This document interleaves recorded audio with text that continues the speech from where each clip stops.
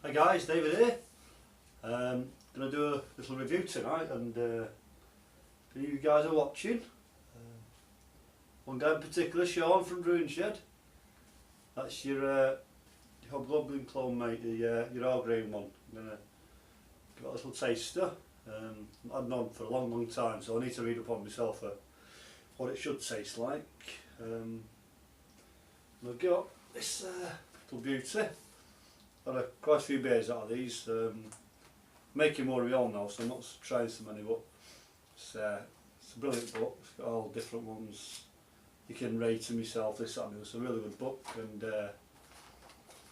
as it happens, there's a section on hobgoblins, so I'll read through it. I know yours is not going to be exactly the same, Shaun, but pretty sure you've got as close match as you can get, so I'll just read through for the guys. Most of you UK guys would have had it. I dare say, I don't know, perhaps North America, Canada, I don't know, New Zealand, but you can get that, I'm not so sure. But we'll just read through what it says. I'm going to pop it open and have a go. And it's the first time I've tasted all grain, so I'm really looking forward to this. And as long as you adjust this, Shaun, because I know you put a lot of hard work into it. I've seen your video, obviously, and I've seen some good reviews, so I'm going to see what we can come up with myself. Right. That's a UK brewery. Wychwood Hobgoblin it is. Source is the Wychwood Brewery, Eagle Maltings, Witney, Oxfordshire, England. Strength 5.2% in the bottle. I'm not sure what strength Shaun's is. I imagine it's pretty similar. And the cask is 5%. And let's read a bit about the brewery, a bit about the brew for you guys who are interested. So here we go. Wychwood was set up in 1983 in the maltings of the Old Church Brewery, dated from the 1800s. The founders of the Wychwood Brewery were Paddy Glennie and the late head brewer Chris Moss, who was much loved in brewing and camera circles. If you know, guys don't know, it's a campaign for real ale, but I suppose most of you know anyway. Okay, so Chris fashioned the first version of Hobgoblin with striking label based on the legends and myths of the Royal Forest of Wychwood that covered most of West Oxfordshire in medieval times. In common with the New Forest in Hampshire, Wychwood reserved for the sovereign of his court to go hunting. Fairies, demons and hobgoblins roamed the forest. Hobgoblins were the bigger versions of goblins, and despite their terrifying appearance, acted as guardians of farm and country folk, though apparently they could turn nasty if thwarted. Right. So, over the years, hobgoblin has ranged from 4.5 to 5.5%. I've included this in the section because of the strength of the bottle version, though it's movable feast. It is brewed from 90% Maris Otter pale malt, with 7% crystal malt and 3% torrefied wheat, 40 coloured units, whatever that means. So somebody will tell me, because I'm not foggiest. Obviously the colour, but I don't know.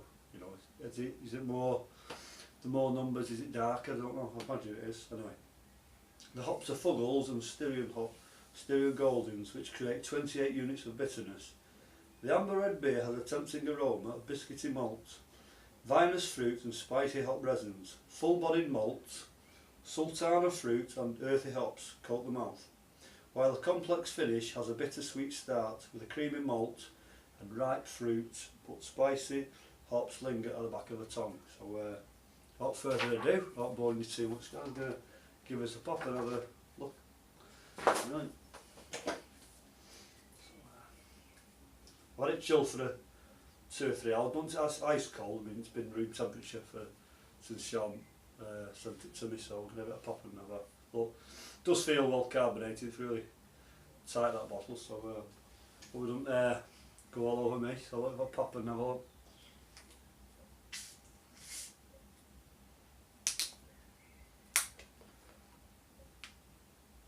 Massive pop.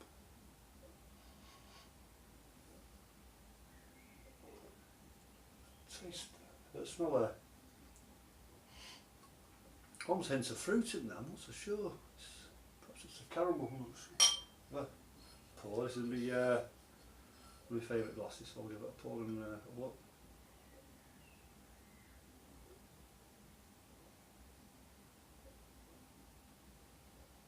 Pouring nicely. Form a nice head that by looks of it. As always leave a bit in the bottle. That is well carbonated, that. So if you guys can see. It's a lovely caramel colour, that head. I'm not sure it's going to hold that head. Yes, it might be, so let's sniff it.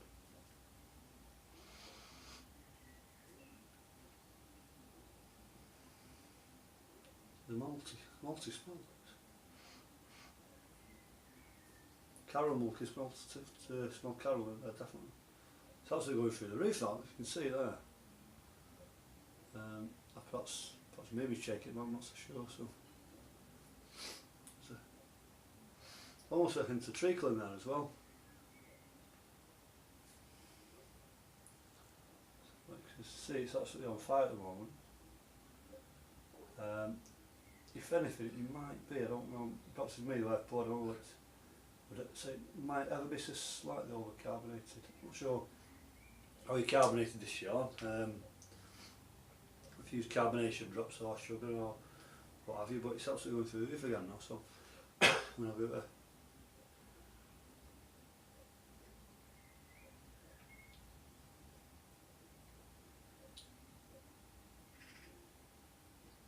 try and get beneath the head and yeah.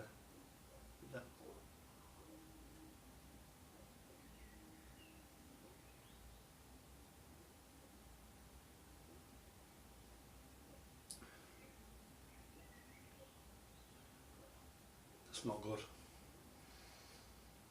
It's not good, that. It's absolutely fantastic, mate. Cheers. It's absolutely brilliant, that.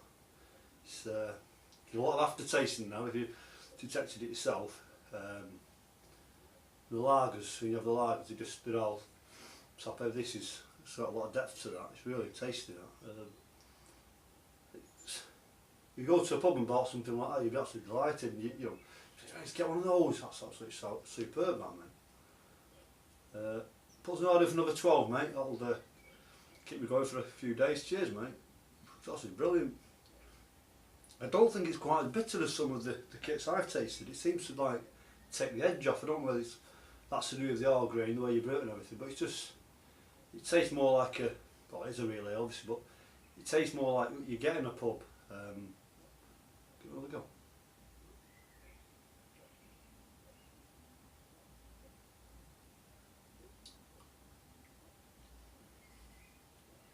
There's a lot of depth to that, real lot of depth. It's, well, I have to taste it, it's tasty.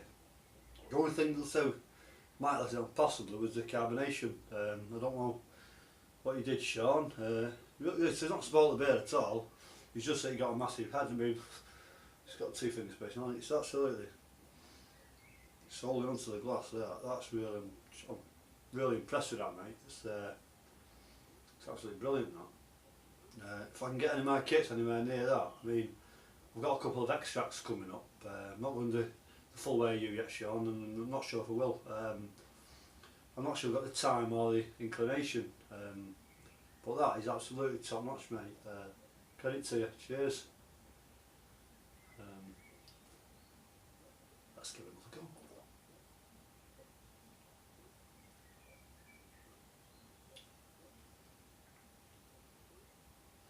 go. Almost like, it's a wonderful taste. It's almost like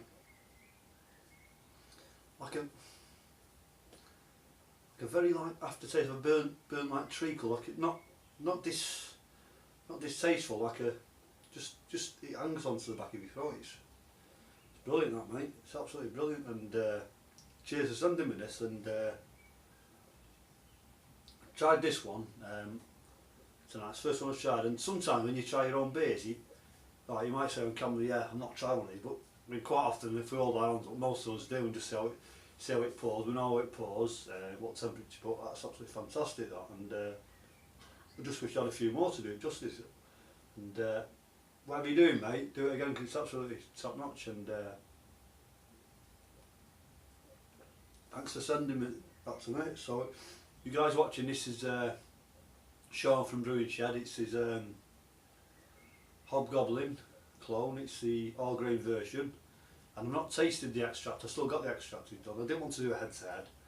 I don't want to dis either one of them, but that's absolutely fantastic, mate. And sometimes when you get a head like this, on mine, you got a head like that, but it dissipates by the time you get to the bottom. That's absolutely holding on to the glass like anything. And thanks very much, Shaun, for sending me that, and I hope I can do you justice. And if you use anything, half anything as good as mine, I mean, I've only sent the kit base, and I was chuffed with that, Shaun, so credit to you, and cheers Brewing Shed, and whatever you're doing, mate, keep doing it, because you're doing well, and thanks very much, and cheers for watching, guys. And if you want to have a look, Shaun's got his own website as well, Brewing Shed. Go onto the website, got loads of stuff on there, so he's a really interesting guy, and he's been doing it at the same time as me, but he's a lot more advanced than me. I've just been playing with the kits kind of thing, and going to go on the extract brews, and I mean, did these two last night, which you probably seen in my previous video. So cheers for watching, guys, and cheers again, Shaun. Catch you later, guy.